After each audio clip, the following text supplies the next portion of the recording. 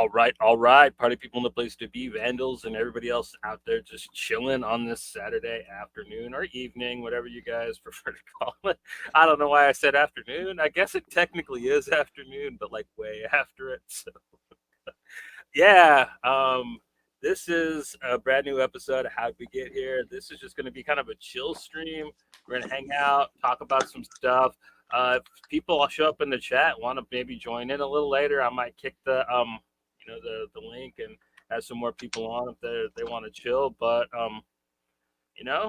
this is just going to be us talking about like what we've seen, what we read recently, and quite a bit of it. I guess the episode's going to be a very extended check-in. So before we kind of get into the talking about stuff, we are somewhat sponsored tonight.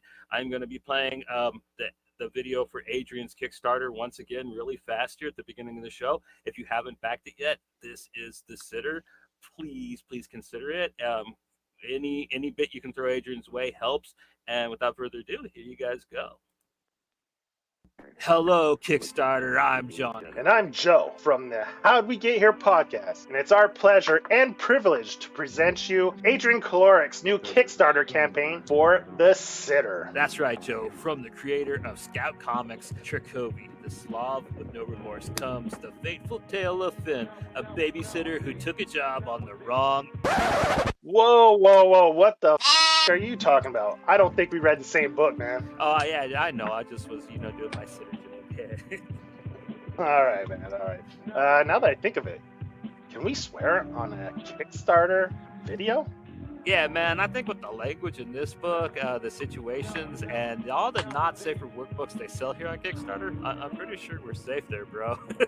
All right, I got you, man, got you. Anyway, this book is about a giant entity that shows up in Edmonton and sits in a field and symbolizes and represents the worst day of Finn's life and is the catalyst that drives the story of The Sitter. Hell yeah, man. It's just incredible. It has this killer twist that, in my opinion, hits just perfectly and is on par with the twist from the movie Barbarian. I am so excited for this campaign, and I cannot wait to have a physical copy of this hilarious cult classic in the making in my hands. Hell yeah, man. This story is wild, inventive, and Adrian Kaloric kicks down doors that show what can be done, both with psychological horror and comedy in comics, and the way he blends the two together is just masterful. Oh man, you got that right. Adrian has really outdone himself, not just with this book, but also with this campaign. I absolutely love how he's keeping everything so simple and reasonably priced. I mean, look at this, a slick and thick 38-page issue at $1 for the digital, and it's only $12 for the physical copy. It's got 3 regular covers that you can pick from, or you can get all 3 of them for $30. 2 of them, they're drawn by Adrian himself, but one, it's drawn by the spectacular Dylan Corbis. True that. And let's not forget about the super rare Lane Lloyd variant, limited to only 20 copies, man. God damn, that's sweet. Yeah, dude, it's super gorgeous. But he also has some really rad add-ons for this campaign too, right? True. Adrian is keeping this campaign lean and mean, and he's offering people the opportunity to buy Dylan Corbisser's Metalhead Samurai for $10 a copy, or at a slight discount, you can get all 3 variant covers for $25. Yo, Johnny, do you hear that? Nowadays.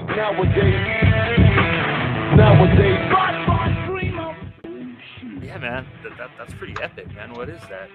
That's the Sitter theme song, man, called Nowadays, created by Canadian artist Fat Sexy Beats. It's a cassette single, right, man? With the cardboard slider box and everything? Yeah, man, it's the perfect add-on for all you retro collectors. Sick, man. Adrian is so awesome. And dude, I am just so proud of him for all his growth he's made as a creator. His art in this book is so confident. His characters are so fun and different from anything else out there. His coloring, it's always been on point. But damn, man, in this comic, it literally glows with how lush and just vividly maniacal his landscapes and city sidewalks are. And man, his writing and his humor in this book, I am not kidding. all the jokes in this book land, like all of them.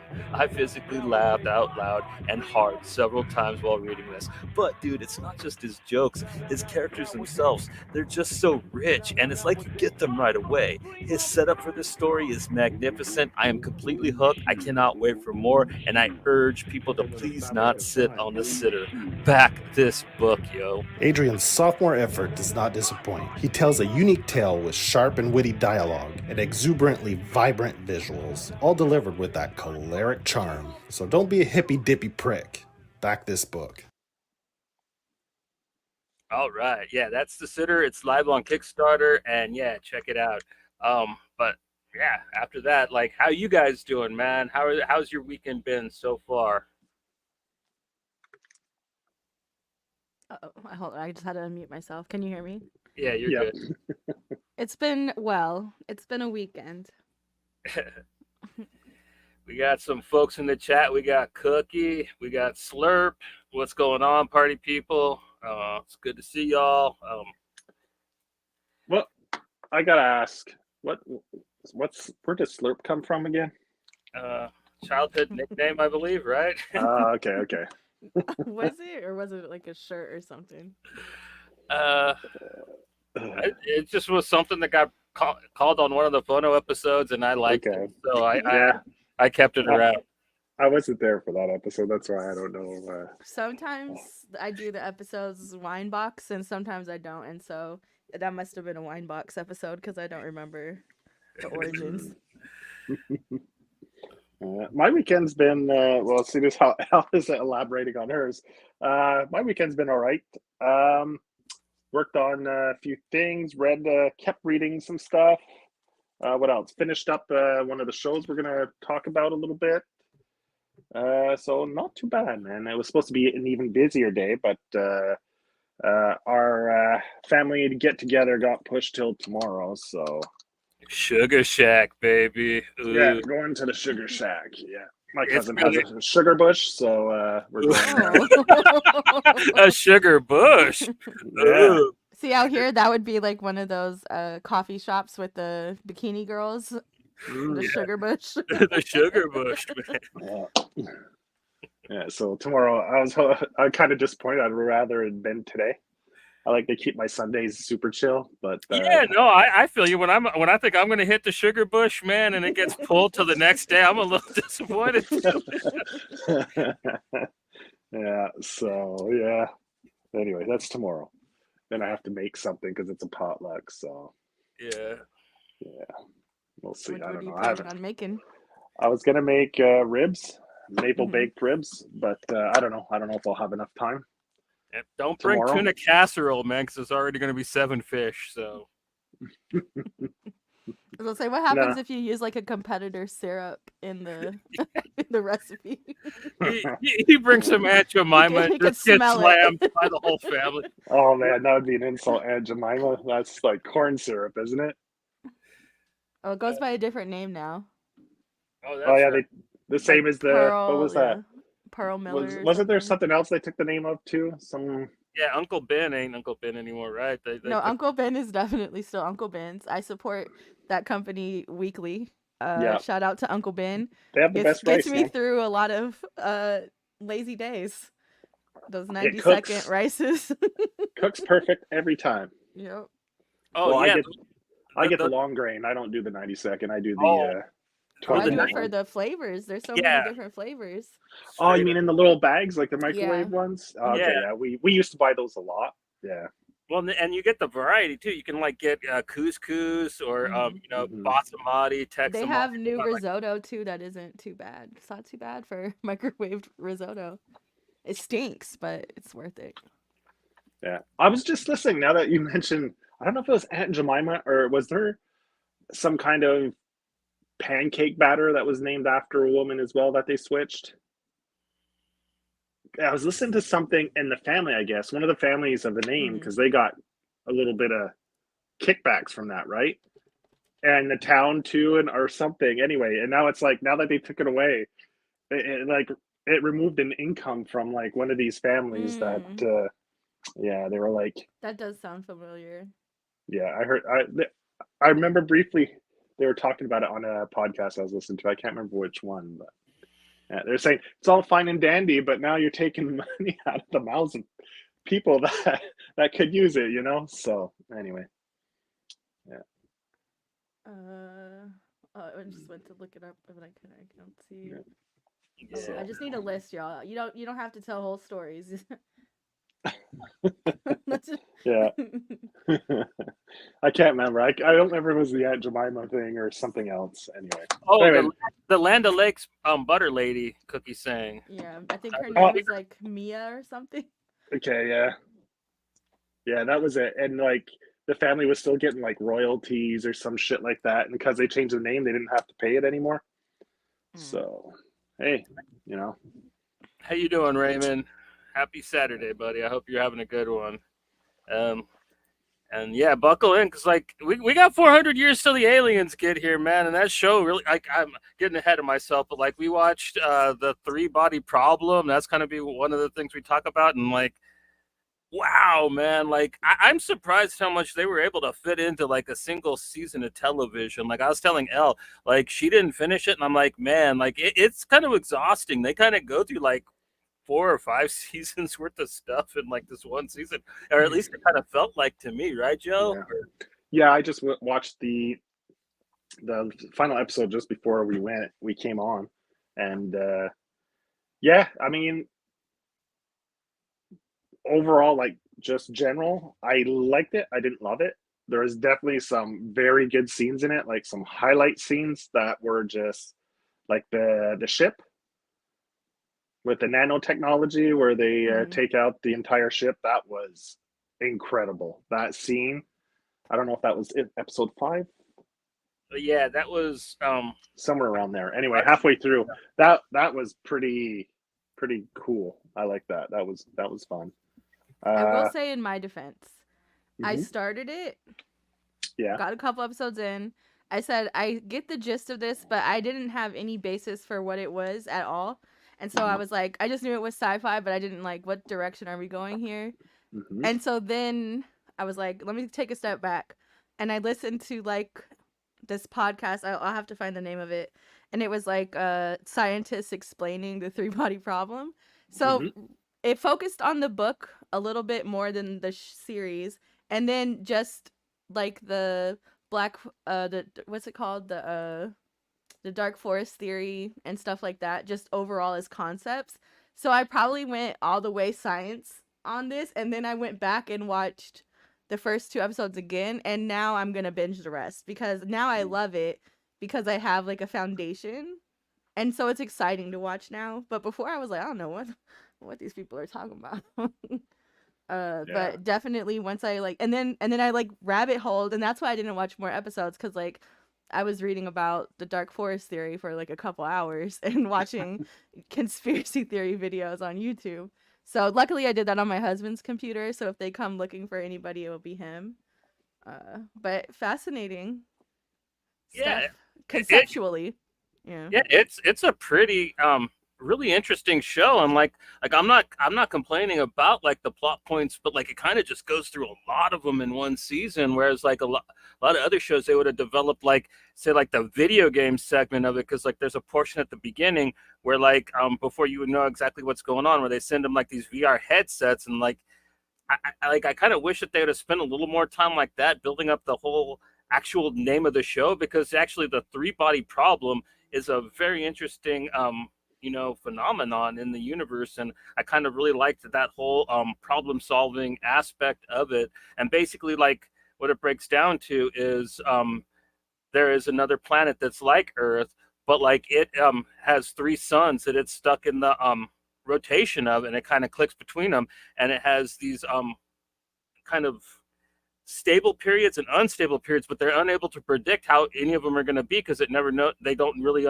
took them a long time to understand which sun's going to react which way, or if like the 3 suns align, like it causes like a gravity well. Like the show goes deep. It's got some really amazing hypothesis to it, you know what I mean? Like I'm not sure how much of the science actually stacks up. A lot of it seems kind of pseudo to me, but at the same time, it's all very fascinating. It's all pretty new, at least in live action science fiction. I've seen stuff like this in Jonathan Hickman comics and stuff like that, but like to see something live action go this brainy, I'm actually kind of in awe, man. I think that it was a bold step, and I think that with the cast that it has, because there's some amazing actors in this show, I think they kind of nailed this show. I'm with Joe. I didn't love it like I wanted to, but it was a lot better than it could have been. Like, you know The what I mean? budget was the budget was there. So I mean, anytime they had any effects, it was really well done. But I mean, it depends how much of a science nerd you are, like, right? Like, if you're a casual, like, I think this is maybe the hardcore science Yeah, guys this is for probably won't like nerds. it. Capital Yeah, N. yeah. This is not, but like the kind that are like, If you're like mild sci-fi fan, maybe you won't enjoy it because it goes a little too hard. yeah, it's But I very, think yeah, anyone that's like into like the more science-oriented sci-fi will probably yeah. really enjoy it. Because they Yeah, but I actually mean, named this theory based on the guy's books, even though the theory already existed. But mhm, he put it in a way that it had a name, and so boom, there you go. So I mhm, thought that was really cool too, because yeah. you can only aspire to write something not real and then have it applied to reality. Mhm. And let's see, like the cast is quite, like Johnny said, is quite impressive. You've got My boy Benedict Liam Wong. Cunningham, man, he is so fucking good as like the evil guy that runs everything. Dude. Like he deserves all the Oscars this year, or like Golden Globes, whatever they give TV show people.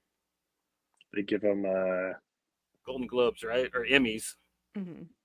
yeah, they give him whatever, a statue covered in something shiny. Yeah, Liam Cunningham plays Thomas Wade. Because there's two factions, right? There's the faction of, well, on Earth you have two factions. You have a faction of people that are threatened and want to try to intercept or get ready for, let's say, a war, and then you have the other side that warships whatever this is, right? And then so you have those two factions warring on Earth, and then you have like the interactions with whatever else is out there. So you got like this triangle of conflict, right? So that's pretty good. So he's the leader of one faction, the faction that thinks they're going to come and try to kill us. Benedict Wong, always good, always good. So the comment, Uh, I would say it's like a more nihilistic Sliders, Yeah, a uh, less feel good Sliders. yeah, it's for people that like got into like hard sci-fi or hard-ish sci-fi with sliders, but then like Hmm. wanted something that even made their head hurt after a little while. You know what I mean? Like mhm. thinking Like about Jeff Vandermeer, like Annihilation. I would put it even more like nihilistic and science based than like a lot of his work to work, because like I think the adaptations of his work are like actually a lot more pleasant viewing than like the actual content of his work, where it is kind of tedious at times and scary because okay, I know it's pseudoscience, but also I googled and PhD Google said.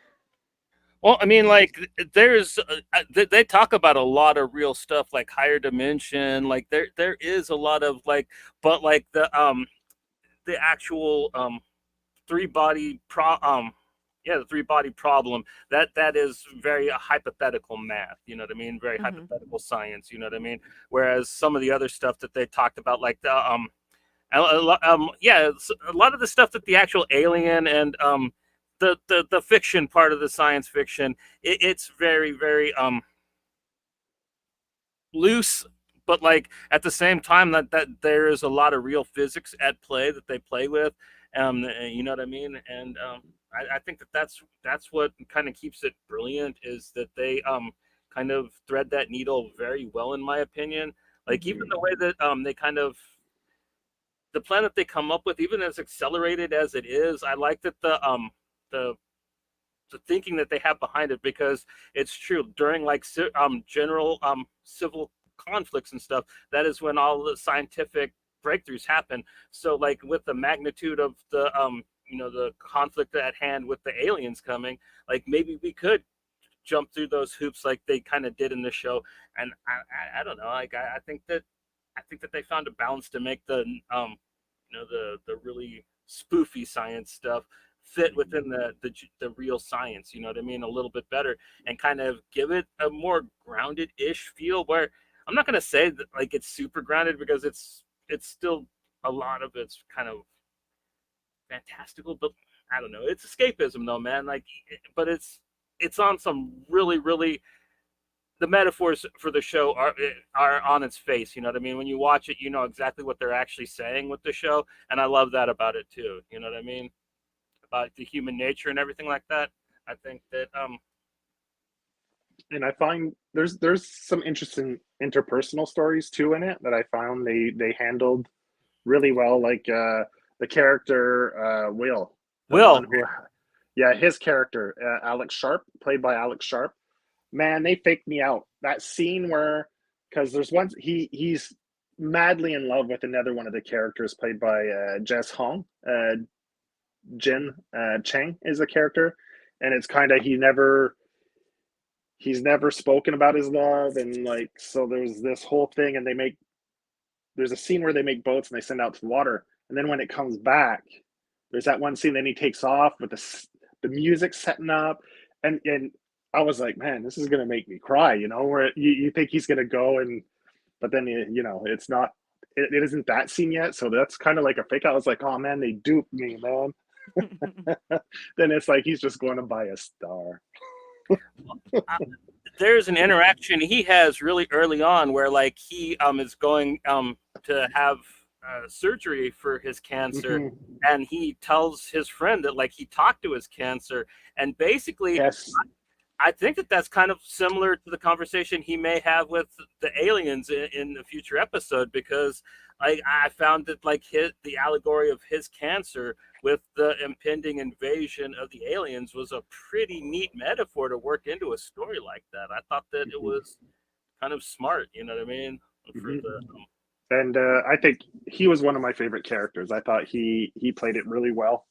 he's the only And character that didn't make you hate him at least 5 times during the run of the season. Yeah, he's the yeah, only yeah, that you liked like the entire time. yeah, yeah, yeah, yeah. Because then you have what's his name, total.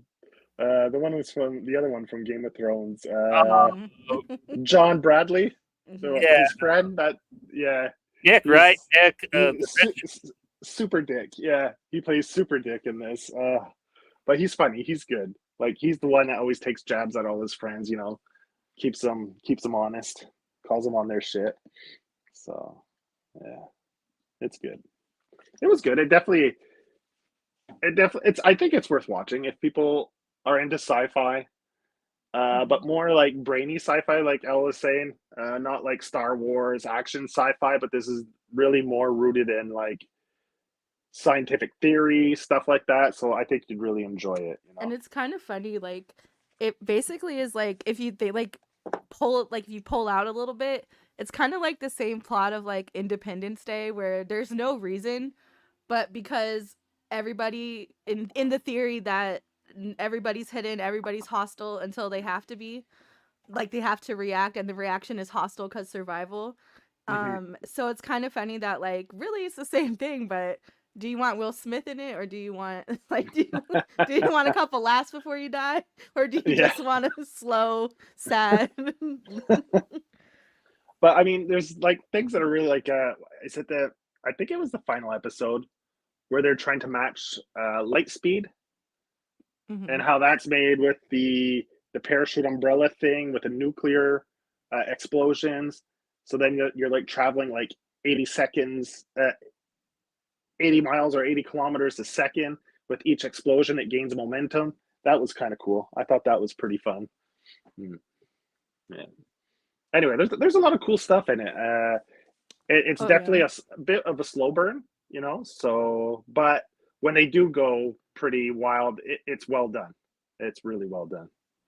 Like and Nora and this was also already a show in China, right? And it mm, was kind of adapted from the novel. Yeah, a I novel. didn't watch it, so I don't know if they're very similar, It's on comparable. Peacock. Mhm. If you guys want to watch it, but I do have the books loaded up though, because listening to that, I podcast on it, I said, "Ooh, I would like to read this." and I think it's just called Three Body on, right? Mm-hmm. And that just came out last year, so that came out really recently as well. The Yeah. books are mostly recentish too, like last 20 years. Like they published in China and then translated. Oh, from here on IMDb, the Asian version of it is listed to have upcoming seasons still. It has 30 episodes. They did a 30 episode first season. Might have Wow. to. So they went into a lot more detail on their adaptation. I bet you like they had all the same plot points, but at least I think they might have flushed them out a little more. But A like little 30 more. episodes, damn, that is a hell of a season, man. Like Yeah. 30 episode season. Yeah. maybe they're half-hour episodes too. Nope, 43 minutes. Okay, well, Yeah. I'll definitely check it out, man. Like I'm interested in seeing how they differ now. You know what I mean? Because the American one, it has a lot of China in the storyline, so I want to see how differently it's painted. But like, Especially in personality and characters, because I'm sure their version probably stuck more to the characters within the series than we did, because America has to diversify content before Mm, so I'm sure there's is probably more authentic in that sense, because I'm sure there. they changed a bunch of men to women and and Oh, ethnicities for ours. that's. Oh my God. Are we going to get into the Silver Surfer? Uh-oh. but I guarantee you one thing: the Chinese show is probably going to be a lot like the American one, where like the scientists are all going to be way too sexy to actually be believable scientists. Like I'm watching this show and I'm just like, yeah, and the army guys too. I'm just like, man, all these people are too fucking hot. You know what I mean? I'm not Yeah. buying it. No, you're right. Even like the guards, like some of the guards are like when they were beating up her dad and stuff, and I was like, but also he kind of fine. So, like dad sticks hang in there. But yeah, and then it was like I was like kind of laughing a little bit when they took her up to the facility and they're like, you can live here but you'll never leave, and she's like, yes, I'll live here forever. And I was like, I'd live there forever too.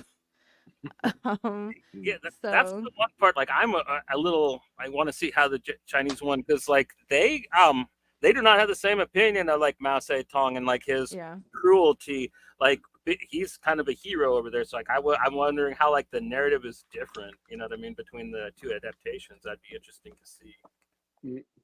And I also wonder a little bit like what is the dynamic in attaining the rights to it, because a lot of the stuff we make they consider propaganda. So I wonder if there was an exchange in that, especially with how big that conversation is around TikTok and stuff like that. So I wonder if there was like, you can't do this, like flat out, or anything like that. I think the book, the original, the Go novel's from where? What is it? China. He's Chinese. It was a Chinese writer. It was a Chinese author? It was Okay. translated, yeah, later. Okay. Got you. I also found out recently that I follow a bunch of like Chinese propaganda families on TikTok that are like, I thought they were just everyday life videos, but they're like trying to show you that the countryside is good. And I said, oh no, I'm invested heavily in these people's lives already. It's just something that happens if you're a famous person. You become a spokesperson for the state. You know what I mean? It's just how their countries ran. That's just how, like, all your favorite movie stars, if you like, certain Chinese actors, you know what I mean, they are considered, spokespeople for the CCP, and that's just how it is. These are like daily vlogs though, like, oh, this one lady I follow, Rose, and she's from Uganda. She lives in the countryside now, and it's about just her and her husband and her kid, like day-to-day chores and cooking. And then somebody was like, you guys haven't noticed that these are all state sponsored. And like, look at the camera crew, like she has a whole camera crew, and the guy's like, oh my god, I didn't take any of that into consideration. Oh, it's kind of no different than watching some trad wife stuff, or in my opinion, like that whole it's proper. Like as long as you understand that when you watch it, it shouldn't take away from your entertainment value. Like there are these action films I really like starring Tiger Chen called Wolf Soldier, yeah, Wolf Warrior. And Mhm. everyone's like, you shouldn't watch those. Those are Chinese propaganda. And I'm like, they're no more than you could say like Top Gun's American propaganda. It's just a movie Yeah, about a yeah. Chinese soldier, like it's a badass. You know what I mean? That's like saying that like people outside of America shouldn't watch Black Hawk or not Black Hawk Down. What's the one with Gerard Butler where he protects the president and shoots everybody in the head? Oh shit! White I House don't know. Down. Yeah, White House Down. Yeah, White House down. it's like saying Is like that oh what no, it is? Is it White No, House it's Down? white. No. Uh, Well, because you I said don't know. Black Hawk Down, and I believed you. This is what happens when you just blindly believe other people. It's not that, but it's something has in the fallen. same. Olympus has fallen. Oh, Is what Olympus has Olympus fallen. has Yeah, fallen. Yeah. You're getting there. Getting there. yeah. Slowly inching to the finish line. Or yeah. like Call of Duty games, like let's not act like that's not military propaganda. And it makes me sick to my stomach that the military comes to video game cons and like they team up with like Call of Duty and games like Do that. they? Yes. Oh And shit. that's like a legal thing that they can do, and you're convincing all these kids that war is like a video game. It's disgusting. So sign up. Yeah. They even Enlist. have like army branded like Gear, like yeah, gear, merchandise, swag, merch. yeah, and Yeah. stuff like that. And Yeah. it's funny you mentioned trad wife, cuz can we not let listen, I'm all for uh feminism, but we got to take that word and just throw it away because my biological mother randomly texted me like 2 days ago and was like, "Are you a trad wife or do you prefer trad wife or housewife?" And I was like, "Is she watching Dr. Phil? Did they not take that off the air? Like what is she talking about?" And I said, "I'm neither." Like What's trad traditional. mean? Traditional, Yeah. which means you stay at home. And you do your makeup every morning, you cook breakfast, you cook dinner, you cook lunch from scratch. You're basically But a I mean, 50s. You wear dresses all the Yeah, you wear time. dresses. You do put your hair in curlers. You're trapped. but Your job is to serve your spouse. I mean, all this, it's all bullshit. It's all labels. It's like you use this label, not that one. Yeah. It's garbage. I mean, But it was so weird for her to text me that and like out of the blue because we don't talk often. And I mhm. was like, "Are you okay?" and she and she was Are like, you "I'm having a watching." stroke? Yeah, she's like, "I'm watching a show. So which one do you prefer?" I said, "Neither." I was like, "I don't listen to John and I don't cook every day, so neither, I guess." Like, Uh, trad. trad. And I feel like it's only recently, like within the last few months, where I just keep hearing that word. Oh yeah, that's the first time It's I've buzzy right heard now. it. Is it? I never I never go to see what's trending on like socials. You know, you go in your search, you have all the trending stuff. I never bother to look I at that. must have had somebody text it to me or something, So or it maybe I ended up in clicked your on algorithm. something. Yeah, Yeah. so now when I like ads I get, or on YouTube even, it'll be like day in the life of a Well, trad. I said, no, what, thank you. what, what's trending right now is actually pretty funny. Have you seen the videos from the TikTok Riz party? Those poor kids, man. No, Like I what feel happened? so. Man, it No. just was like these goofy white kids dancing at like this high school dance, and like it got put on online, and like they're just. It is a cringy video, but like, people are too mean to those poor Is boys. one of them like a white girl like going hard? No, they're all. It's like Oh, four white kids. One of them's got like a blue tie. One of them's got like a white shirt, and they're just like dancing around and being oh, okay. kind of goofy. You know what I mean? They're just. But like, yeah, they called it the TikTok Riz party. I'm gonna have to look that up after. I feel bad laughing, but it is a hilarious video. Uh, and I got into my trolling on hard on what was it, Thursday? Thursday when I lost power because I was Mhm. bored. So I decided to go on Twitter and be a dick.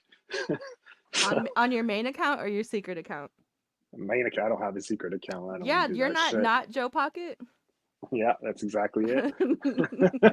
Was this about Because the Christian Bale? that was one of them, Christian Bale. Then I posted like, "Oh, here come the Jared Leto comparisons," and sure enough, boom, boom, Jared Leto. I was like, idiots. I mean, Jared Leto didn't invent fucking tattoos, so don't. Now that there's a character with a fucking tattoo on him, Don't compare every Oh, fucking that's what character you with were a tattoo to talking Jared Leto. about. Okay, let me look Yeah, it up now because yeah, I didn't know what you guys were talking about because I thought you guys were talking about the Crow Frankenstein. It was yeah. Frankenstein. Well, because I put like everyone was comparing the Crow to Jared Leto, and I was like, you watch, they're gonna compare Frankenstein to so every time a fucking character comes out, you know they're gonna be like Well, fucking Jared Leto. Like, get a fucking original thought in your brain, man. Like, the Crow move on.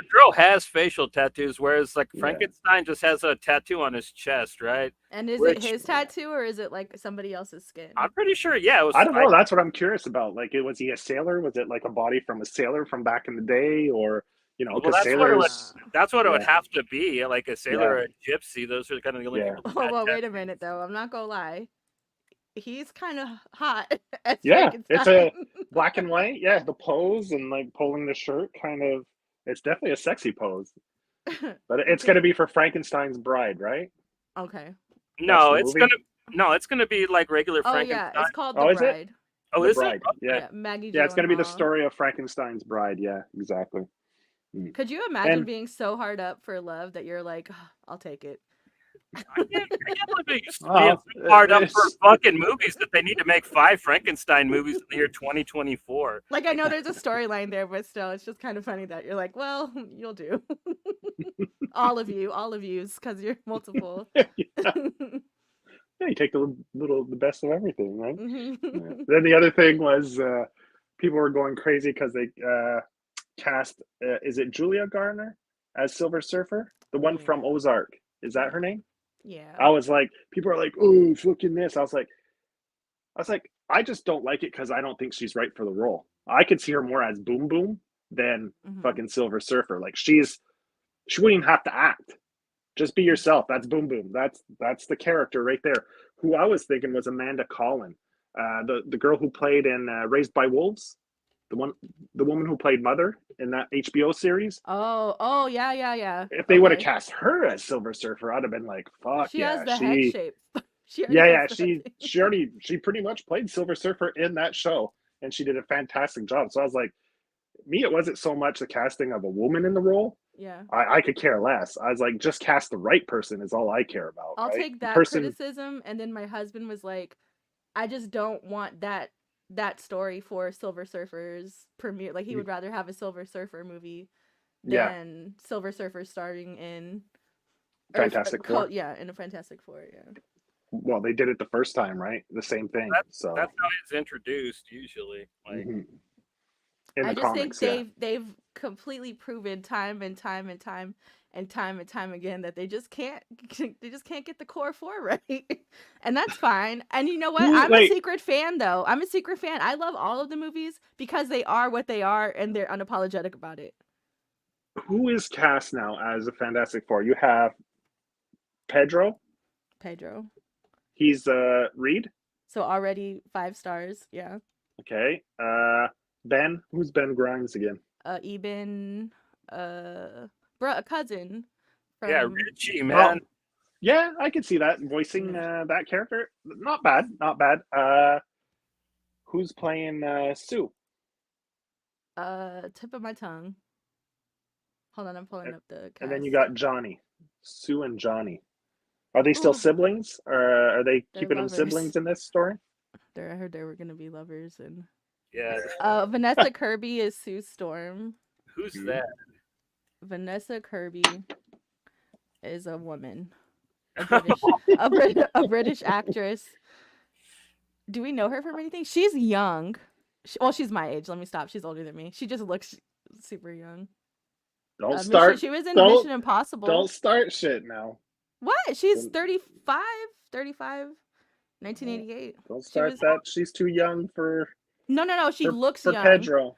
No. They can. I'm fine with that. I'm fine with Pedro with anybody. Okay, she was in The Crown. I think that was one of her more Napoleon.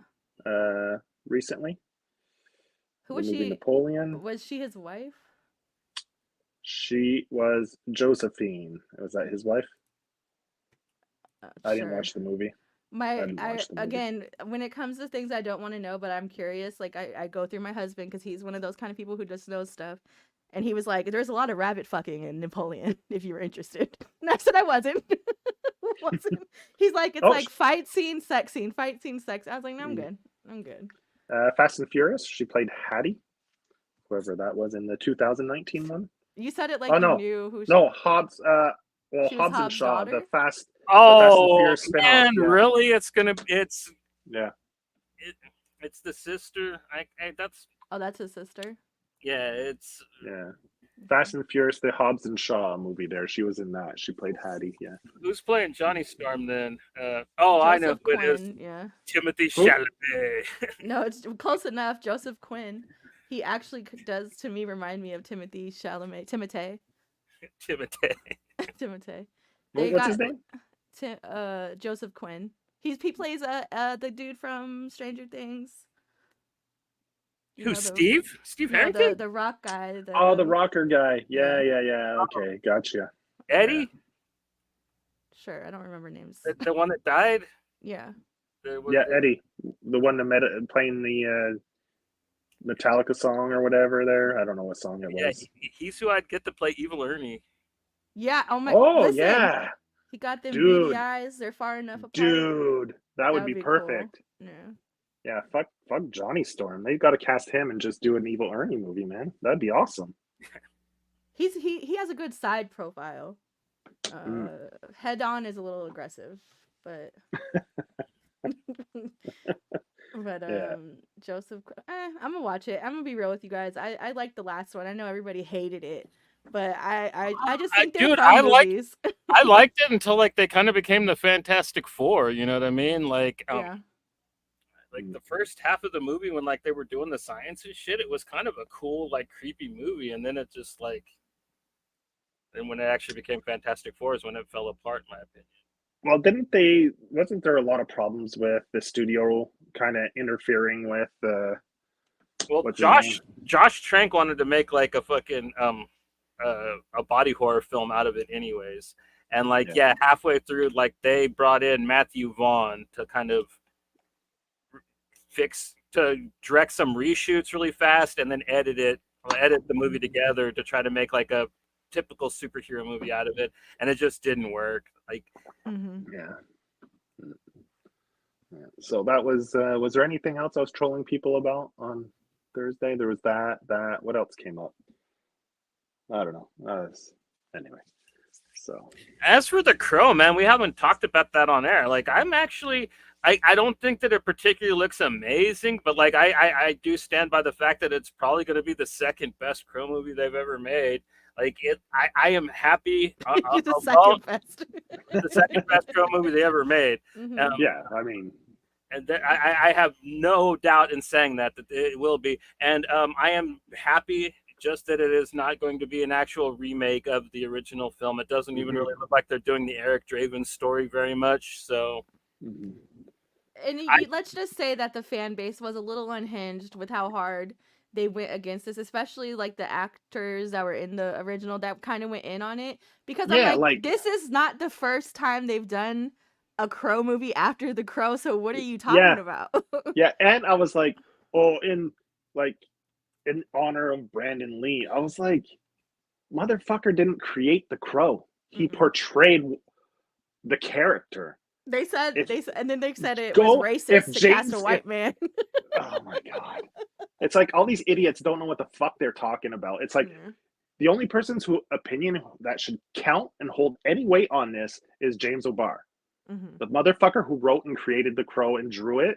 If he says, I don't like this, I'm not, then you should maybe listen. But the fucking actors, this and that, they can all go suck fucking donkey dick, man. I mean, my big problem with the trailer is I think that the people that like are in charge of this movie didn't understand the music choices in the original film and why they were contextual to the film.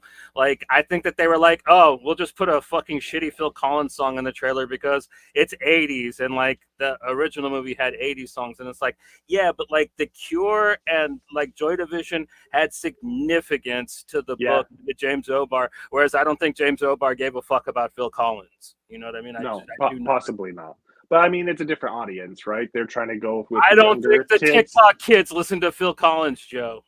Well, if they make it atmospheric, then They will, because there's nothing that pops off on TikTok faster than an old song with a goth overtone to it now. Well, So look at what they did with the Batman and that Kurt Cobain song. Oh, Everyone went fucking. something in the Everyone was at home jerking off to it after. It's like, Yeah. Jesus Christ, God.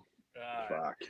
I love the Batman, but God, I do not like that part of the movie. That's one of my favorite things about the movie, to be perfectly, because it makes me so happy aesthetically, and then the song is playing and it's like, look at this guy, go cry with your $1 billion singles, you motherfucker.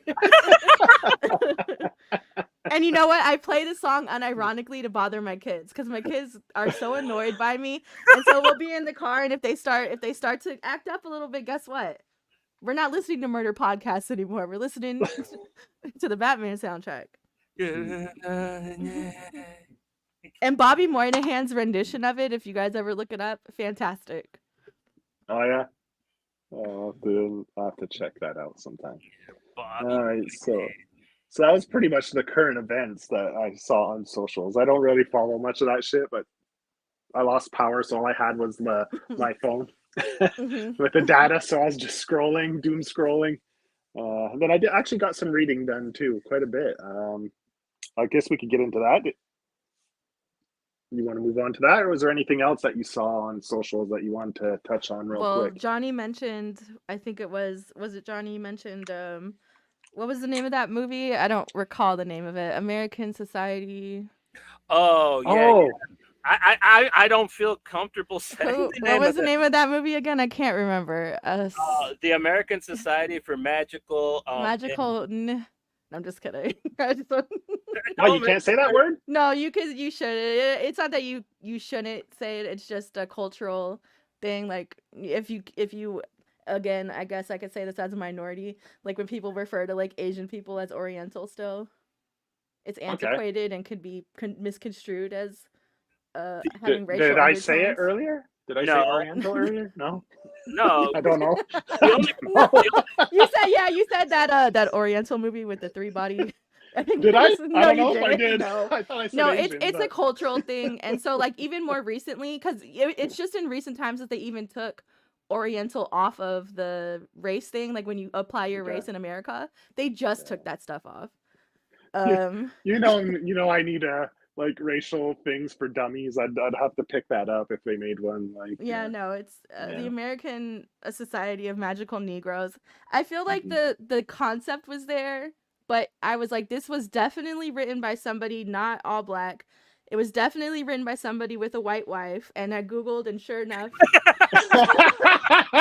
Oh man! And because the concept was there, I could tell that whoever wrote it did improv, and because I know all of the actors that Drew, I know the like, just there's a lot of improv actors on here, and I said he must have studied at like Second City or something. Googled, he studied at Second City, so I was like, okay, this was written for white consumption. It was not written for black people, because again, we already know it's like you know, like the Legend of Bagger Vance, got Bruce Almighty, like the concept, we get it.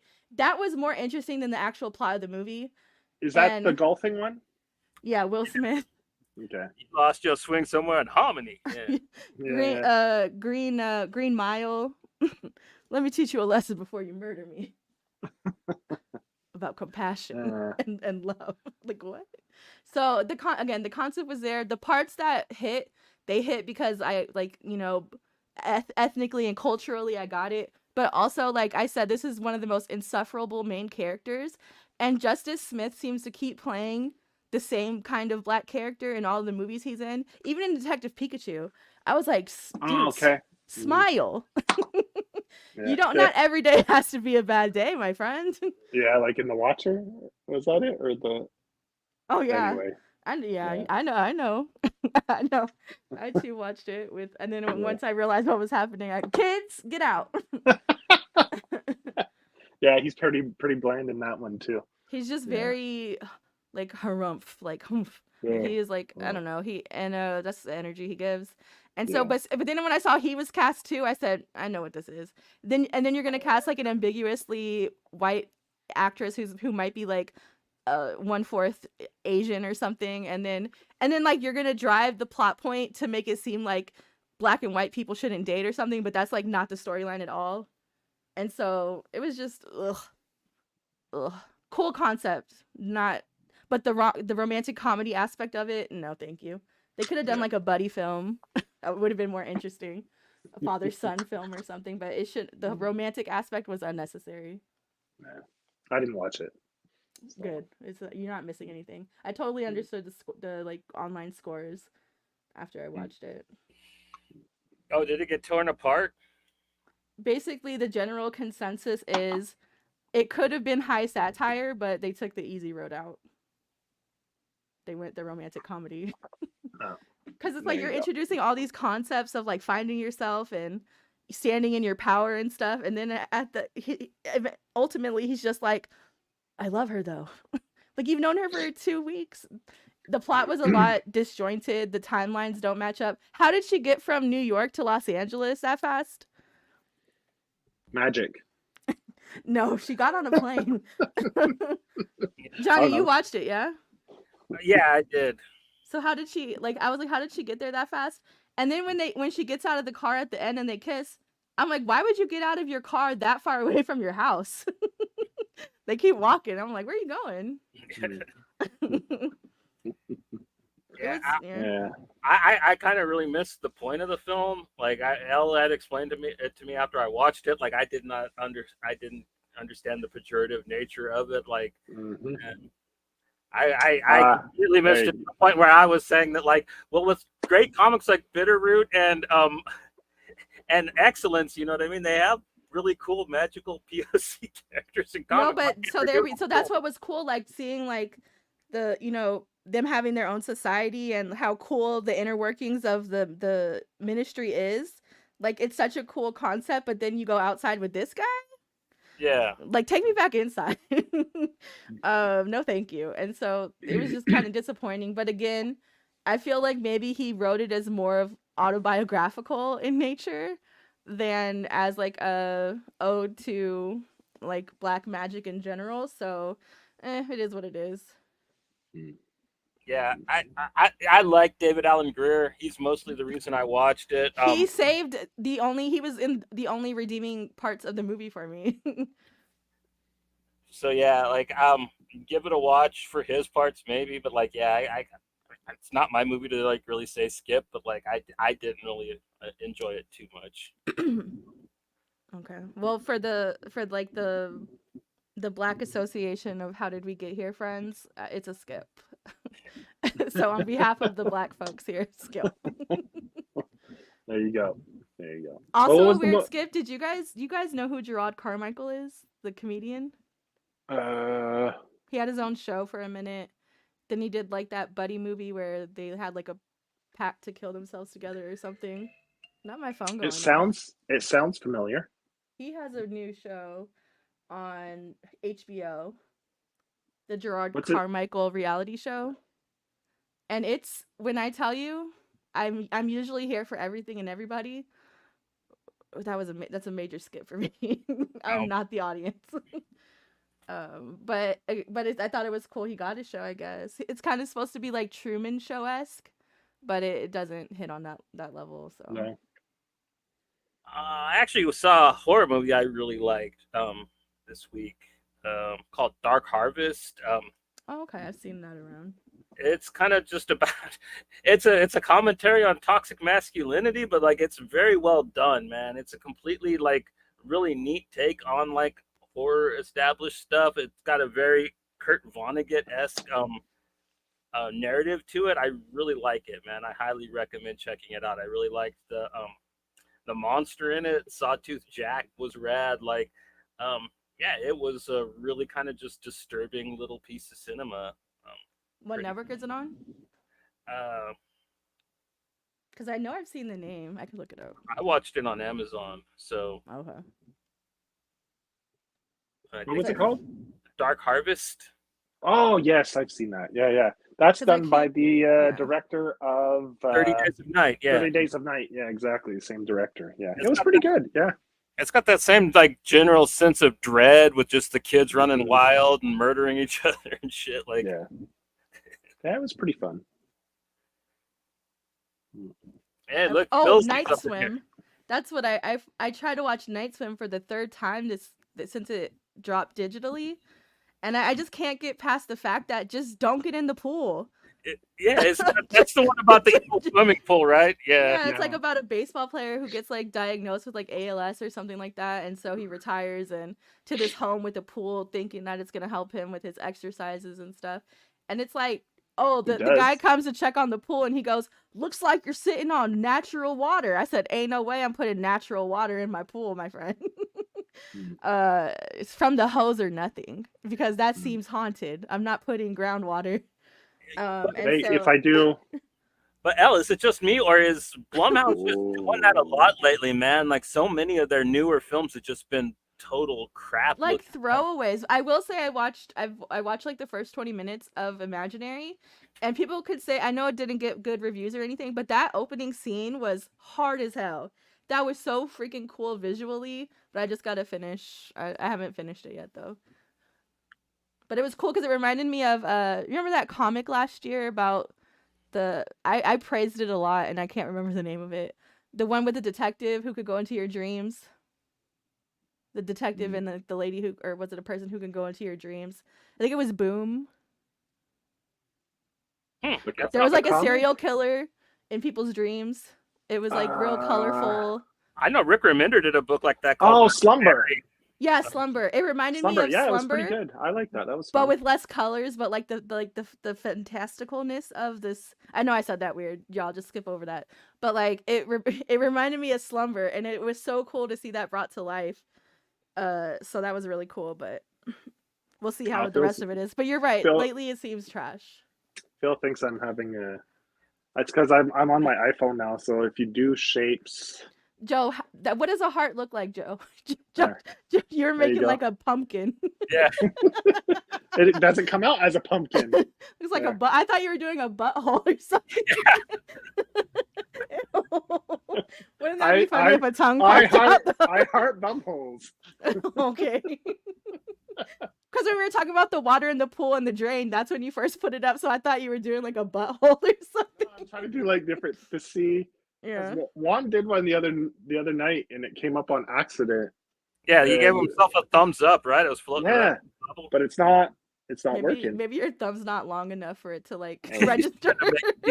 Yeah.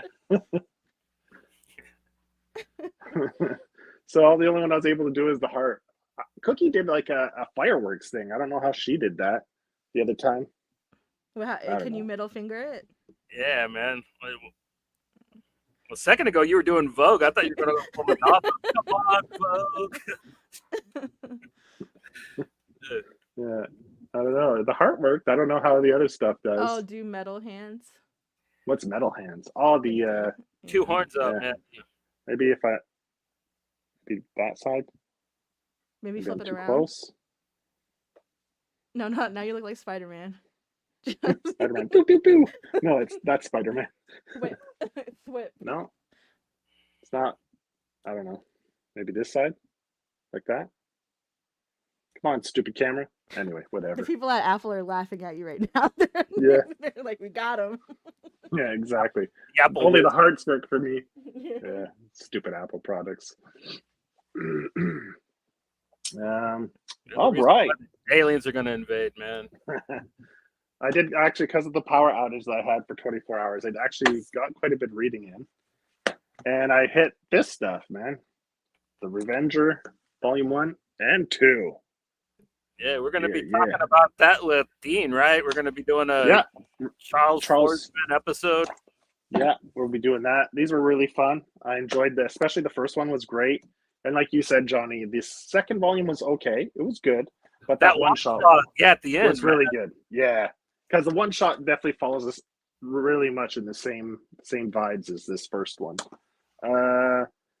Then what did I read? I read I continued reading a little bit of the X Factor omnibus, the second omnibus for the Peter David. I'm up to the Civil War stuff right now. The Civil War tie-ins, and then I read because we were talking about it the other time. I've got the omnibus for Justice League International. So I went and found the Justice League Europe books, and I started rereading the Justice League Europe. Yeah, and then I got Johnny's Nightmare Fuel from when he was a kid. So I started reading some Eddie Current. So I read the first 3 issues so far. And whoops, wrong one, right? Oh, that one. Yeah. It's pretty good. Pretty good stuff. I like it. I'm really enjoying it. The art is fantastic. I love the style. It's got that quick, sketchy style. And basically, yeah, that's what we're talking about. We're trying to figure out like what the 12-hour book thing meant. And basically what it is the whole story takes place over 12 hours. Mm-hmm. And this is a 12-issue series, and each issue represents 1 hour of that story. So like it starts at like issue 1 starts from 6 to 7, then it's like 7 to 8, you know. So each issue represents an hour in the story, which is pretty fun. It's pretty cool. A lot of broccoli. Yeah, the amazing broccoli. Yeah. Then I got volumes 1 and 2 came in for this. I already read it previously, but it's so fucking good that I had to double dip on this one. I had to get the copies of it so I could just have quick reference on the shelf because it's really good. This is something Johnny recommended to me because he saw it was free on Kindle. Mm-hmm. So I went and hit it up. It's Eduardo Rizzo and Carlos Trillo. I guess this is something they did back in the they 90s, late 90s. Yeah, I think that's about right. Yeah, it was kind of the first thing that Eduardo Rizzo did in Europe because like he's from Argentina, but like they brought him to. He was doing art in Italy before he came to America and started doing stuff for Vertigo. So yeah, this was Borderline was his first Italian work, and yeah, it was. And then they translated it and brought it over here while 100 Bullets was popping off and like everybody he was getting popular and I love his artwork, man, and like he's one of those guys. I haven't seen any of his early Argentinian work, but like right out of the gate, it looks like he's always had the same amount of talent as he has right now. Motherfucker just makes me jealous. You know what I mean? and people like if you didn't like black and white. I love my black and white comics. Like when they're done well, there's nothing better than a good black and white comic when they're done well. So there's just like nowadays, that's something I've noticed is I've seen a lot, especially Kickstarters. I've seen a lot of Kickstarters that should just be black and white. They shouldn't bother coloring them. Yeah, I've seen a lot of books where I see the pencil and inks, and it's beautiful, and then they get the colors on it, and it just kills the book. I don't want to throw shade at Kickstarter or a lot of the colorists that people hire for Kickstarter, but sometimes, yeah, man, just go black and white. It'll be cheaper for you too. You don't have to pay a fucking colorist. You make more money off your book, and it'll be a better looking book in the end. I don't want to throw anybody under the bus either, but there is one company specifically who the pages look like they should just be heavy inks, and then they go and color them, and I feel like it kind of the same. It ruins the vibe of the comic. But I keep buying from them? Yeah, because the stories are good. But I definitely feel like the pages would probably they don't have like a good stink either. With how heavy the inks are, and then with the color on them, it kind of ruins it. But you guys know who you are. I feel like you should.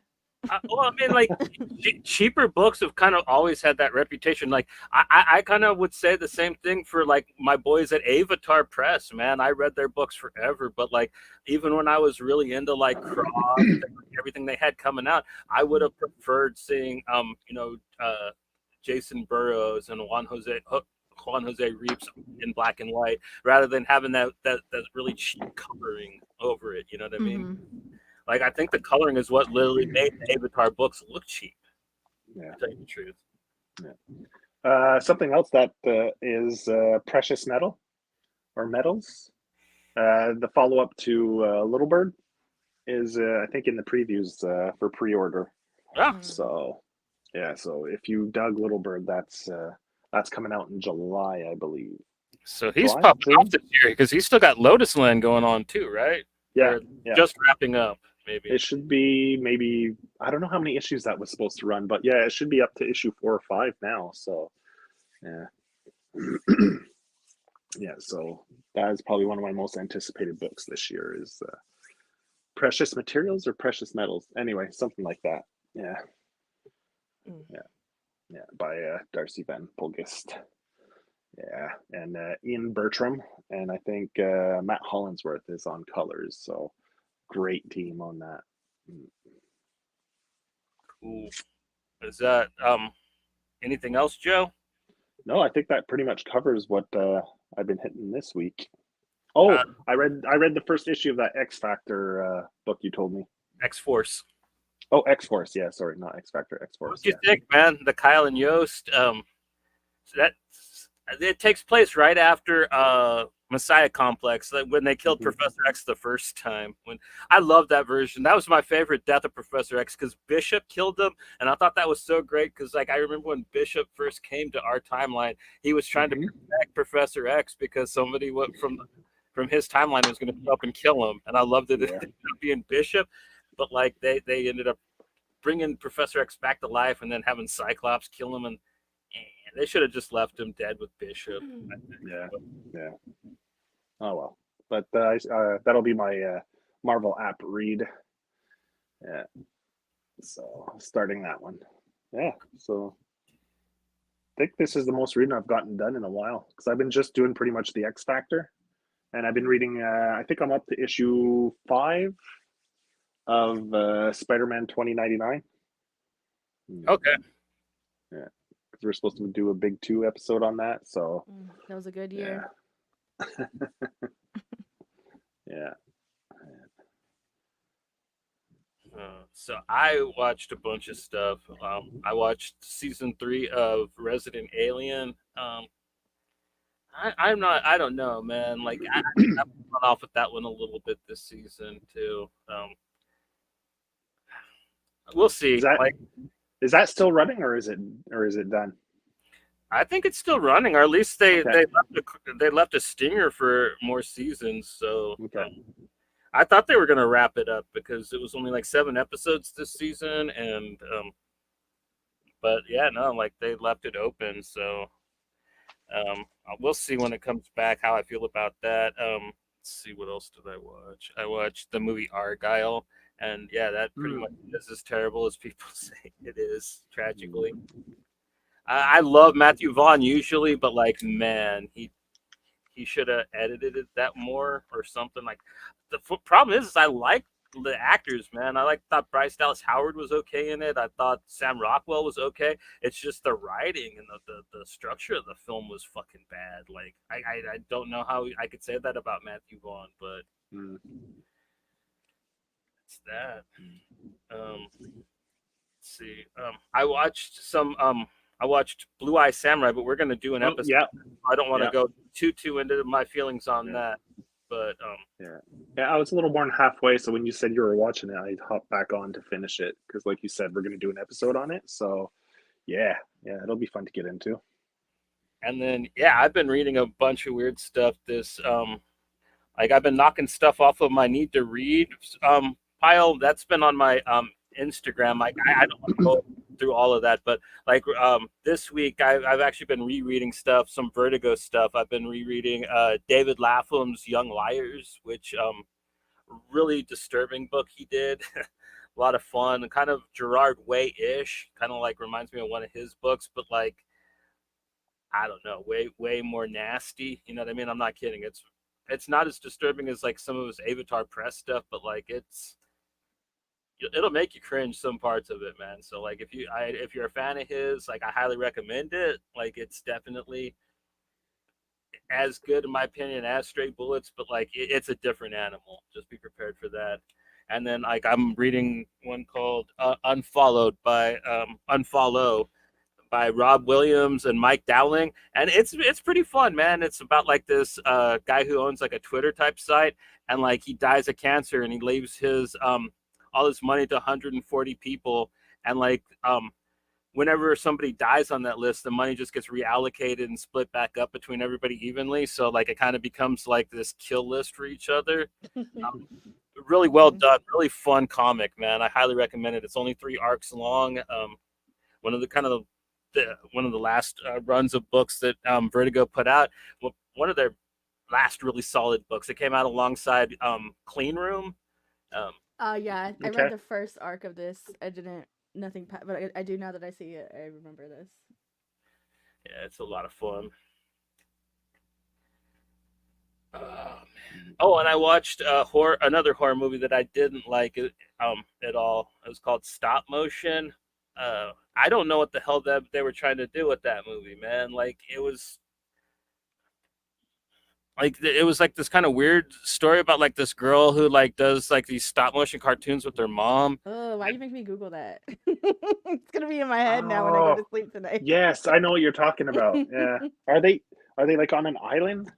On an island residence or something like that as But well? in this So they're movie, isolated? Yeah. no, I think they're just in Okay. Scotland, Okay. Okay. and like and she like moves into this new apartment complex, and there's like this little girl who tells her cartoon's crap and she should start doing this other one about this creepy guy. Like I don't understand, like if the little girl and everything's supposed to be a metaphor in the movie, like what does it represent? Because they never say anything about her even having a dad. Her boyfriend's like this kind of really nice, just like libtard kid that's not offensive in any type of way. So I don't know like who the evil guy stalking her, like maybe somebody could watch. I'll watch that and explain it to me too. Well, I'm not gonna lie to you. It's creeping me out visually. Oh, Yeah. the actual stop motion parts of the movie are great. They're terrifying. Okay, yeah, they look horrifying. What was it called again, Johnny? Just called stop motion, and the most generic name movie you could have for a movie about stop motion cartoons. But they're Okay, just that came out last year. it was filmed last year, but like it just came out Okay. on Shudder at least. Yeah, it's a Shutter. Shudder. It's on Shutter. Okay.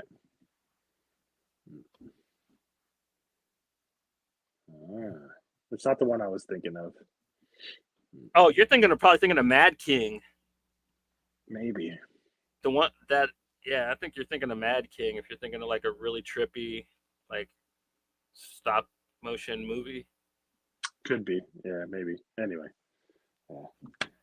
I watched that one. I think it came out last year, maybe Double Blind, about the experimental drug trial, and if you fall asleep, you die. Stupid ass movie. It was so fucking stupid. Did you ever watch something and then like you just immediately disassociate from it and you're like, no? And I was like, it had a really cool concept. Well, interesting, I would say. Like, you go into a drug trial. The side effects are if you fall asleep, you die. So like it had like a cool concept, but it was even for I'm assuming it was like a low budget. If everything takes place in one set location, I assume they only had so many dollars to go towards that. So there was another one I watched. I can't remember the name of it, but it was like they were being held captive in like these individual rooms, but they could talk to each other through CCTV. And like the more likes you got from people watching the feeds, like you got points that you could use to redeem stuff. Okay. Do you know what I'm talking about? It's Sounds TikTok vaguely the horror, familiar. huh? TikTok the horror movie. There was like people I know. At least one of the characters in the movie was from like Vine or something like that. Oh yeah. And like the more stupid stuff you would do, the more points people would get. And then if you were obviously like the hot girls were getting more points because they would do like yoga classes on their streams and stuff. It was again Green screen video game play under their butts. Like, yeah, because one guy kept farting and he was getting a whole bunch of points. And then it was like at some point you're gonna force yourself to fart a little too hard, friend. And then it's not fun. It's not fun in games. yeah. And then he did like a backflip and like broke his ankle or just doing dumb shit trying to get points. And then what's funny to me though was like the message you're trying to say is lost on literally everybody who's watching this on TikTok right Yes, now. it is. I I think know exactly what you're talking about. Yeah. I'll just drink a box of wine and went on Kick, man, is what it sounds like to me, and watch some streams on Kick. I'm not gonna lie to you, but I downloaded Kick for a specific streamer, and then they stopped streaming. So I was like, one time I was like, it was the middle of the night, I can't sleep. Sophie's Choice. I had already watched it, so I was like, what else can I watch tonight? And the random streams on Kick are legitimately scary. I'm not gonna lie to you, but not as scary as on TikTok when you go to like the random live streaming things in the middle of the night, and like there's videos of like just somebody sink, and the video's just on the sink running water for like hours, and I'm like, is there something scary gonna happen? And I'm like, what is this? Or like, and I think they're probably like low-key edging sexual videos, because like they have the ones where they're peeling the egg and they never quite get to the last piece of the shell, and it's like, this has to be a sexual thing, like it has to be a kink. Or the ones where like they try to pop the balloon, but the balloon is so thick that it takes them too many pokes. Mm. Yeah, the kink stuff. Yeah. Mm. I'm not that I'm on that side of TikTok, but if I was to be, it is all night long. Never Weird ass heard videos. about any of that. That is scary stuff, though. Yeah. Fuck. Well, you mentioned something and then now I forgot what it was I was going to say, so it doesn't matter. Also, what I'm watching, dude, Shogun. But like, fuck, Oh yeah.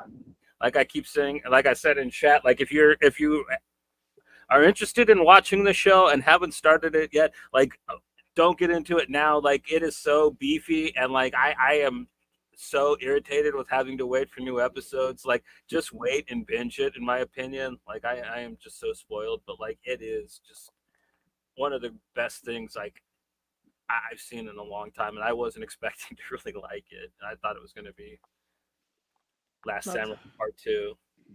That's why I was so relieved when they said Fallout was gonna be dropping all on one day, because I wasn't with it. I was like, I'm not gonna. Is it? It's going to actually all come out? It's going Yeah. to. They said Next week? When is that coming out? on Saturday, Well, on the 11th. So yeah, we got a bunch of good stuff. Like And I started Parasite yesterday. I got to That's the thing. I got to rewatch Parasite. the Maxim. Like I've seen the anime twice, but like I'm gonna rewatch it. As far as those type of shows go, I really like it. I like the friendship between him and his hand. I thought that like it's a fun show. And I'm glad the show is telling a different story. It's Out of just in the same. context. Yeah, they have a good relationship. Have you seen the show, Joe? Or I've read. I think that I read a little bit of it, and I think I watched the first episode. Yeah. yeah, my the bad. first episode, he stops the car, right?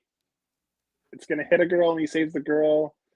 Anyway, I've seen bits and That's parts like of it. 8,500 anime openings. Yeah. Then something's happening. His dad walks into the room. Anyway, I've seen little bits and parts of it. Yeah. But yeah, next week we're gonna be talking about Parasite, the Maxim, the anime, the classic, and we're going to be talking about the new live action show, Parasite the Gray, right, is what it's called. And this is it's going to be a completely new story in the universe, right? Yeah, it's not the same story, yeah. But in the same universe, yeah. Cool. Is it going to be the same Parasite, or is it going to be just like a similar type of relationship between the two of them? Have you... since you started it, I haven't even seen the trailer. I just saw that you mentioned it, and I'm like, hell yeah! I saw that it was directed by Korean filmmakers. So it's like it's giving invasion vibes. So I'm assuming it's like a entities, like plural, same race. Yeah, Volume 1's still free on Kindle. 2, okay, so there's a good chunk of it you can read for free on Kindle. And I'm not into body horror. I'm very icky about that kind of stuff.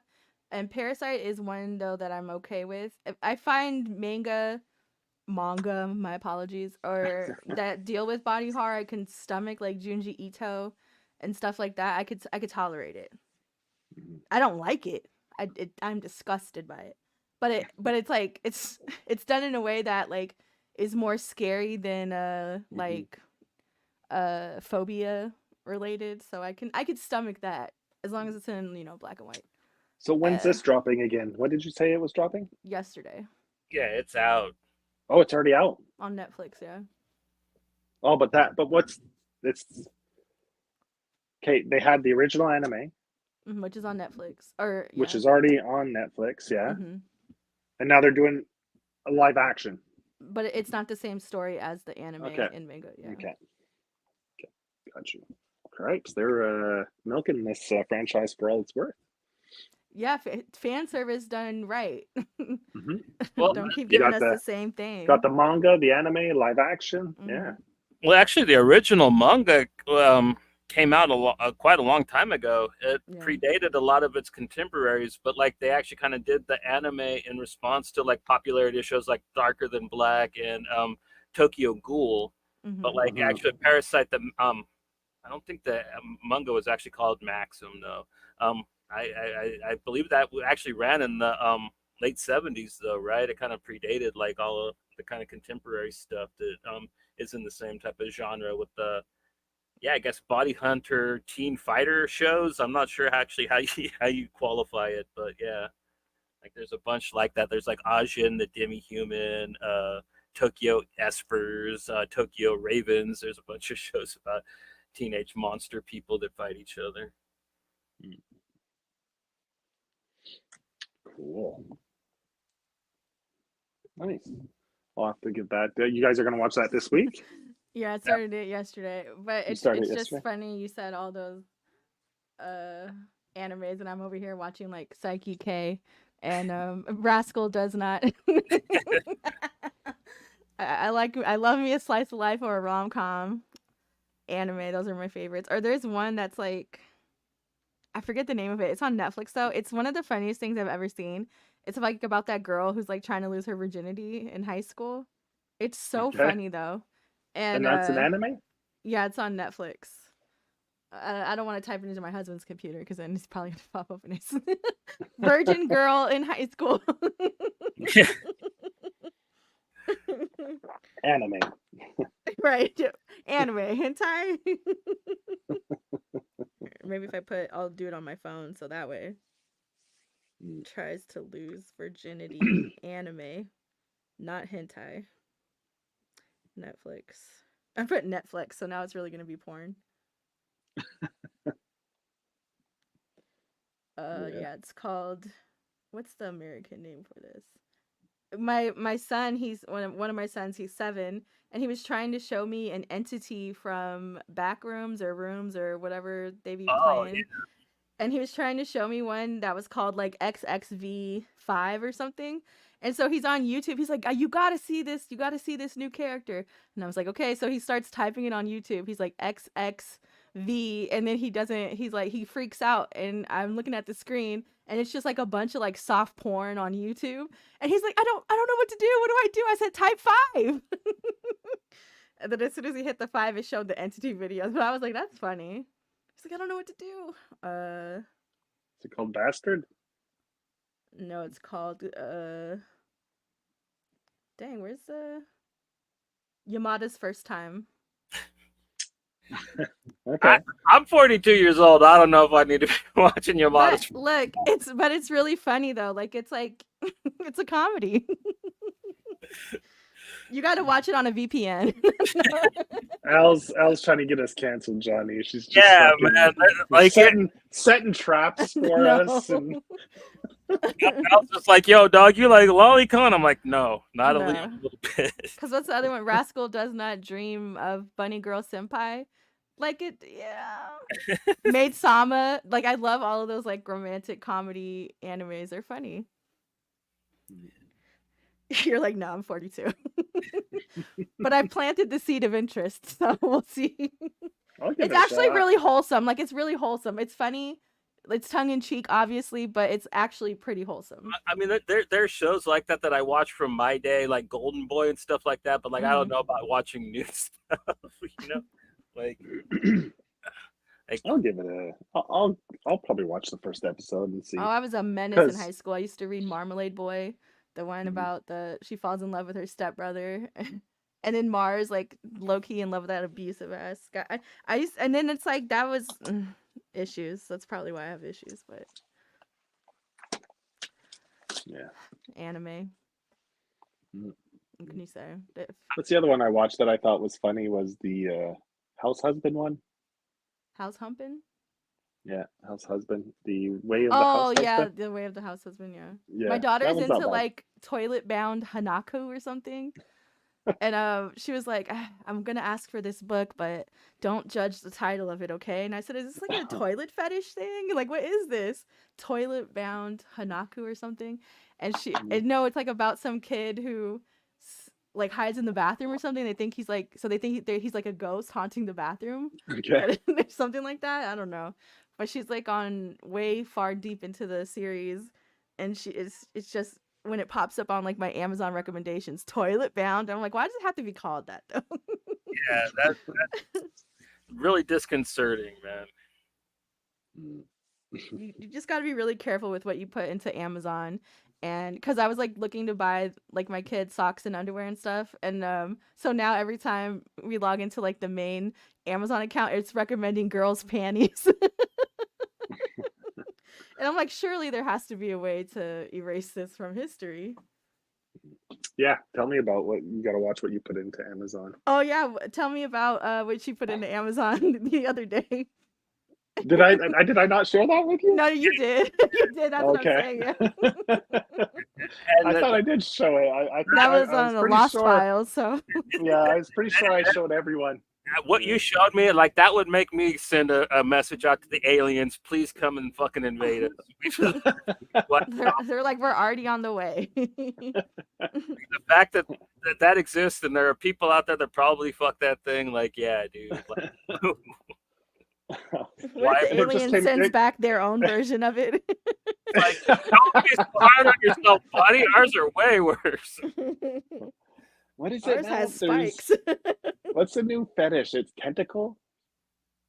That's always been a thing, dude. Like, Tentacle I think- sex. No, but it's like trend. Like people were talking about it more and more now. It's So, all the egg laying toys. I see Yeah. those all the time now, and it grosses me out because I'm like, what if it gets stuck? What if you shoot it too hard? Those are gross. I'm gonna be real with y'all. There's so many juices and extra parts involved in those that I'm like, that cannot be sanitary. how do we get here, man? God damn. I'm uncomfortable right now. yeah. So yeah. So we got a lot of cool stuff coming up. I guess now we got more stuff lined up, planned out. So Yeah, if they drop the whole Fallout show in one go, definitely expect a review show for that, man. I get everybody here down for that if it does drop all in one go. Oh yeah, please! I Mhm. screamed. They started using like music from the show, from the games, like on the commercials, and I was like, "Come listen, everybody!" I'm so excited for it. maybe we can get Mel on. That's one of her favorite games. True. Yeah. Mm. No, when we do that, we'll drop a line to Mel. She'll probably come on. She hasn't been on in a really long time. So. Clark Boy Fulci will probably be there too, just like I love Fallout. Yeah. Not the ghoul voice.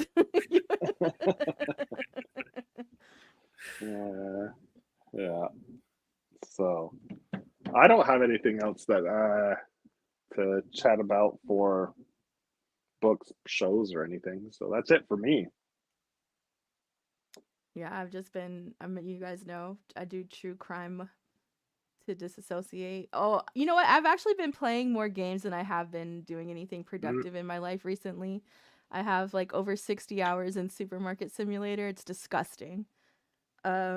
It's a problem, and it is exactly what it sounds like. Like, do you like run your own supermarket, or do you shop, or do you do both? Or like, is there Right. several modes of play? Like, what's So up? it is in early access, but I will say this: it's made by one person, and this game dropped looking janky as hell. It is janky as hell. The mechanics are so simple. okay. He made over $2 million in 1 week when it dropped because of how viral it went.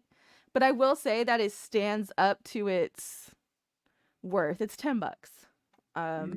but it's very much like a, people play like Candy Crush or something like something repetitive where you're doing the same thing just to. So that's what I do. I put on some podcasts and I just go to town. But yeah, you run a grocery store. You have to stock the shelves. You have to reorder stuff. You have to cashier. Um, Somebody online was like, "Hey, if you cuz I stream it every morning on Twitch, and somebody was like, "Yeah, if you like walk through this character model, you could see nipples." And I'm like, "Why do you have so much time in your day that you I was talking about they were doing it for research to see if the character models hold up to the. I'm like, people are weird." But then I can't say anything cuz I have 60 hours in it. So why haven't I found the nipples yet? Um so I've been playing that, and Dave the Diver is in like another new game where And you you like. know, it had to be like a 12-year-old saying that too, man. That's the only person that Yeah. I can think age that I could think somebody actually being excited about this. They'll be like, And then it's like it kind of makes me know also that like you're a future predator, because do you wait for that customer to come into your store, like you know what I mean, like every time that customer comes in, are you checking to see if her nipples are still showing? It's just there is a shopper with a tramp stamp though, which I thought was a really funny touch. She's dressed business casual, but with a tramp stamp fully showing. and we'll wait for the Jared Leto comparisons. They're coming. Right? She's the edgy one. She's like the former goth, but now she has to get a corporate job. Yeah, everyone's got to grow up sometime. Huh? So I've been playing like Dave the Diver and a couple other games, but or Dragon's Dogma 2. Mm, But that's about it. I've been reading books. So yeah. The House of Blood and Bone I've been reading from Gabino Iglesias, the guy who wrote The Devil Takes You Home. But it's an Mm. early copy, so I'm not allowed to talk about it. Oh, Not yet, but if you liked his other books, you'll like this one. I guess I could say that. And that's about it. Comic books, I promise you guys, I have a list. Juan sent me a list of stuff. I'm gonna get caught up on that. Because I do want to get caught up for Beneath the Trees in time for the conclusion. it's got the final issue is the next one. Yeah, and well, issue 6 is supposed to be the last in the arc. Okay, and that's dropping what this month? Next month? Not sure. Yeah, True Crime has had a really lot of good. What the heck? Like Homicide New York was really good. Justice USA was really good. Those are like recent ones. So yeah, there's like a new Unexplained Phenomena show on Netflix. Pat's watching it right now. Yeah, I watched the Yeah. Washington Blob one, and then I thought it would be more stories I didn't know about, but I kind of already know, like the Yuba County Five. I already know that story, Mhm. but it's still cool to see it from different perspectives, because other shows like maybe they wouldn't have had the brother or Mm. people who were, but it's cool. It's a nice little escape. Yeah. I mean, like the Yuba City Five, like that's usually reserved for YouTube. You know what I mean? That's kind of cool that like it's getting like a Netflix like notoriety. Yeah, yeah. Like, and I think, and then I had to put it into perspective for myself, and be like, yeah, like a lot of people probably don't know these stories. I'm just, I seek out that kind of stuff. I love a good missing person story, and that one was wild if you don't know it. Yeah, no, it's very tragic, but like at the same time, like yeah, if you don't know the story, like get into it because like it's one of those mysteries, man. Like, what were they so afraid of? You know what I mean? Like, Mm-hmm. damn, like chased them all the way out there. You know what I mean? Make you believe in monsters or something. You know, almost. And it's so funny. It's not funny, but like how those kind of stories will scare me. And it's like, girl, you don't go camping. You don't go outside. You're not about to drive down a desolate road at nighttime. I'm like, you're right. Because I just recently listened to the Chris Kremers story. The two girls who went to Panama, and they went on that trail, and then they found like their cell phone pictures. Oh yeah, okay. Yeah. Like, that story still scares me, and I'm like, I'm never going to Panama to go hiking in the middle of the day, like, but it frightens me. I'm like, but what if I have to?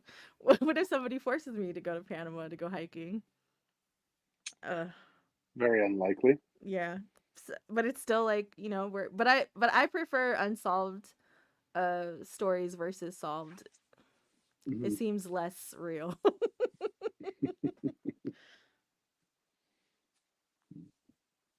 Oh yeah, Cool. that one was wild. That documentary, I forget what it's called, American Couple or something like that. American Nightmare. American Nightmare? Was that what it's called? No, that's the Chris. No, I don't know. They're all the same. But that Yeah, documentary pretty he's talking much. about is wild because you will be thinking one like, oh, this is boring, and then the second episode starts, you're like, what?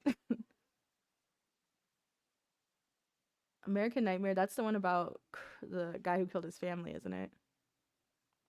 No, it's about a girl that gets kidnapped, Oh yeah, that's and the the one he's talking and about the then. and the cops like anyway they accuse the boyfriend and they accuse her of Yeah. like fraudulent like staging it and yeah, it wasn't bad. I think it's 3 episodes, so it really Yeah. isn't that long. Yeah. I catch the occasional one. Pat watches a lot of that stuff, so Yeah. so Um, by default I have to watch them occasionally. as for Osmosis. as for scripted shows, they've actually been doing some pretty good, at least looking noir. I haven't seen it yet, but there's a new show called Sugar that just Oh, aired on on Apple. Apple with Colin Farrell, and yeah, it looks pretty good, man. Like, Ripley looks fantastic, and I'm gonna check that out later tonight. On yeah, Netflix. What's Ripley? it's basically the talented Mr. Ripley retold, but it's like all black and white. Yeah. Yes, I heard about that. Yeah. Yeah. I just like that it's pretentious in aesthetics alone. So I'm gonna be an Yeah, what's it called, something a file cinephile. yeah, I just feel a little classy. Might break out the glass bottle wine for the to watch it.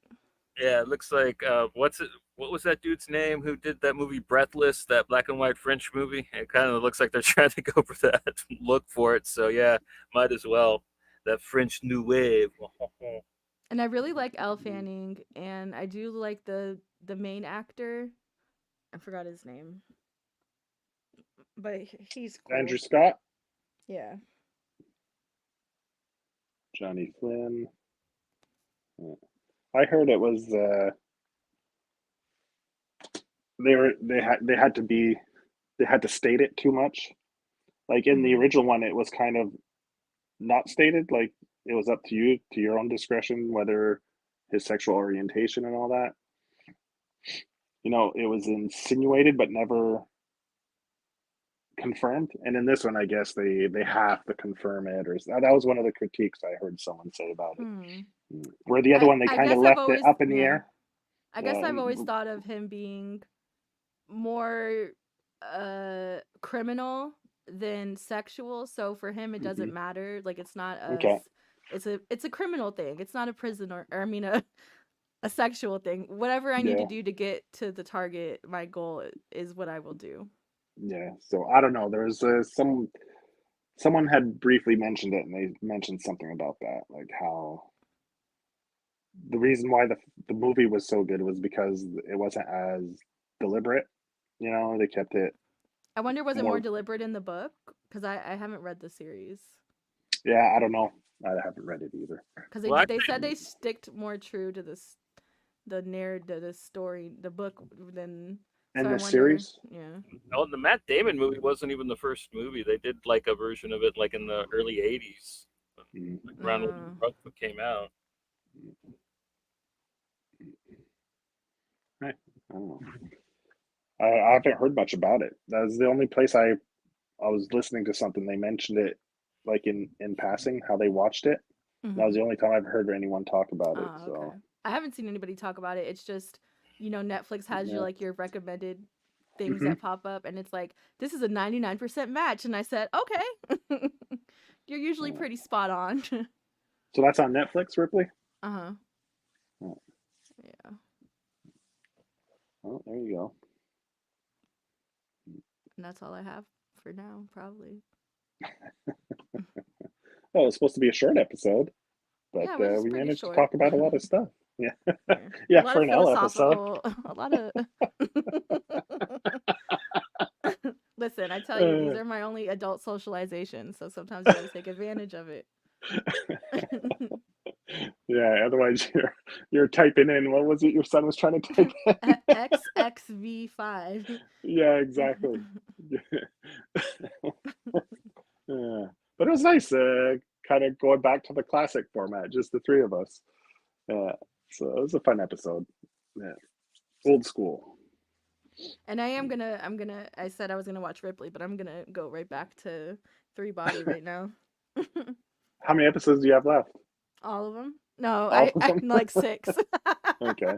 I watched the first Oh, because I watched the first 2 and then I was like, hold on, let me get a better yeah. You grasp. did your deep dive. Yeah. And then I went back to episode 1 and watched it with like I'm a scientist goggles, and I said, this is brilliant.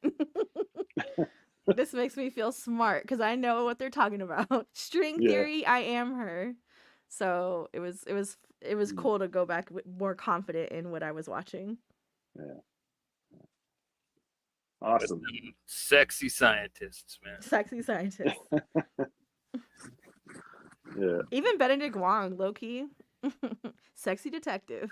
Dude, him with his normal accent, man. Like, Yeah, it's true. I was like, is this motherfucker British? I had to go check, and I was like, yeah, he is. He should be old boy in that Remender if they do an adaptation. He looks just like him. yeah, in Righteous Thirst, hell yeah. Yeah. And then it has to be an unknown, like an unknown Latino boy, and that sounds like something it shouldn't be, but Benedict Wong, absolutely, and that man is fine. Yeah, he has a charm to him. That's what it is. It's like the gruffness, and I think his build is also like atypical, probably. But it's proportionate though, and Yeah. Mhm. That's one thing. You can be a heavier set person. Culturally, they don't usually put out his body type in their movie, in Asian foreign movies. So seeing somebody carry themselves with that level of gravitas is an attractive quality. Well, there was an action movie that I saw, and the guy was a little more heavier set. Sammo Hung, man, like he's one of the and it was fucking awesome. It was good. I saw a few scenes, and I was like, "Damn, this is." I'll have to. I want to go find that. Actually, Johnny seems like he knows what it is, so he could let me. Well, Sammo Hung's like done like a lot of kung fu films. He's like a big action star. He rolled with Jackie Chan and stuff like that. He's as big of a star over in Hong Kong and China, and like he's a big old boy. And it's always been amazing to see how quick he is, man. Like, yeah, it's impressive. Oh yeah, I knew who that is. Okay. Yeah, he had the show Martial Law.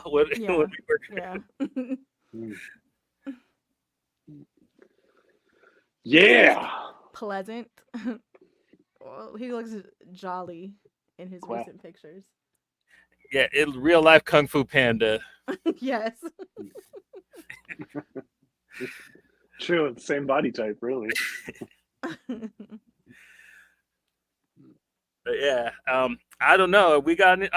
We're definitely going to be doing the show for Parasite on Saturday. Joe and I might be doing something earlier in the week. We might do like a big Tuesday or like a comic related thing. He got like Luther Strode, some other stuff he might read, and we could talk about. It didn't come in yet. Okay. Well, it's shipped, but it hasn't arrived yet. Well, okay. Well, we could talk to Dean, man, see if we could do that Forsman episode. Like that could be fun. I don't know. Or we could do Tuesday. We got something else. Yeah, I think. What did we say we were going to read for the Spider-Man? I could just read the first arc or two of X Factor again, and we could talk about that if you want to, man. Oh, cool. That sounds good. Yeah, I'm reading that now, so I could probably get that. Yeah. Let's knock those back out. Well, actually, I'm reading. Did you want to try reading the Justice League Europe? We could do X. Did you say X Factor or X Force? X Factor, or we could do X Factor and X Force if you want. Like I don't know. Like I dude, DC Let's see. heroes like that are kind of a hard sell for me. Like, I'll give it a shot, man. Well, anyway, you can check it out. But yeah, okay, X Factor. That sounds good, man. Okay. Yeah, I'm like, I read the Madrox four issue mini, and I'm up to issue 10 in the X Factor. Okay. So that'll give us something to talk about. Cool. So yeah, we'll probably do Big Tuesday then. Talk some, Yeah, sounds some good. Peter David excellence. So yeah, Ellie, you got Phono, right? You got Yes, it will actually be on this Wednesday, so Mm. ignore any past promotion. and Bad Behavior. It's gonna be all Jerry Seinfeld B porn. And hopefully you can come read excerpt from the book in that voice. I probably do a horrible Jerry Seinfeld. All my impersonations are bad, but like I at least try. You know, I have a good time with And that's all that matters, because that's all he does is try, you know? But yeah, so that's what we got going on next week. Hope to see you guys then, man. Take it easy. Have a wonderful weekend.